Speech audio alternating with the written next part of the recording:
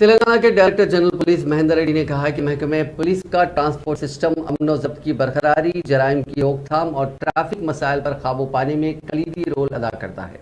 Telangana police department में शामिल तमाम किस्म की गाड़ियों के इंतजाम के लिए खुसूसी तौर पर तैयार करदा टीएस वाहन ऐप का आज डीजीपी दफ्तर में इफ्तिताह किया गया। हैदराबाद से पुलिस ट्रांसपोर्ट डिपार्टमेंट इस ऐप के जरिए रियासत की तमाम पुलिस गाड़ियों की निगरानी करेगा।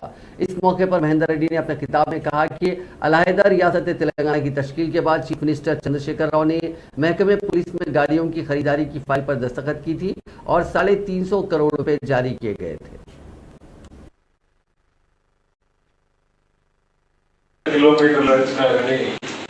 ఆ వెహికల్ నిలబడిన కొన్నట్టుగానే ఉండాలి అని చెప్పేసి దీనికి ఒక మంచి మేనేజ్మెంట్ సిస్టమ్ ని డెవలప్ చేయాలి అని చెప్పేసి నేను సంజయ్ జైన్ గారిని అలాగే రాజేష్ గారిని కూడా కోరడం జరిగింది। దీనిపైన చాలా తర్జనలు బ్రెయిన్ స్టార్మింగ్ కూడా చేయడం జరిగింది।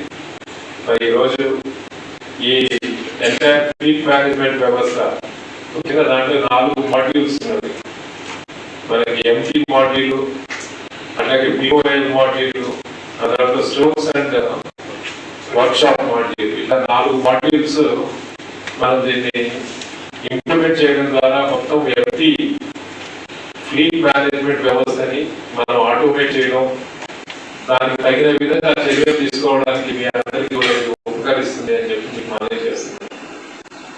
ఈ మాడ్యూల్స్ ఇంప్లిమెంట్ చేయడం ద్వారా, ఈ అప్లికేషన్ ఇంప్లిమెంట్ చేయడం ద్వారా తెలంగాణ రాష్ట్రంలో ఉన్నటువంటి ప్రతి వెహికల్ కూడా ఎప్పుడు కూడా మంచి గుడ్ కండిషన్ లో ఉంటూ ప్రజలకి సేవలు అందించడానికి కూడా అన్నిటికీ ఉపయోగపడే విధంగా ఉండే విధంగా మీరు చేయగలుగుతారు। అంటే మనము ప్రభుత్వం మనకి ఏదైతే ఆశించిందో, ఏదైతే లక్ష్యం ఉందో, పోలీస్ వ్యవస్థకి లక్ష్యాలు పెట్టారో, నేర నివారణ, నేరస్తులు పట్టుకోవడం, నేరస్తులకు శిక్షలు పడేట్టుగా చూడడం, శాంతి భద్రతను పరిరక్షించడం,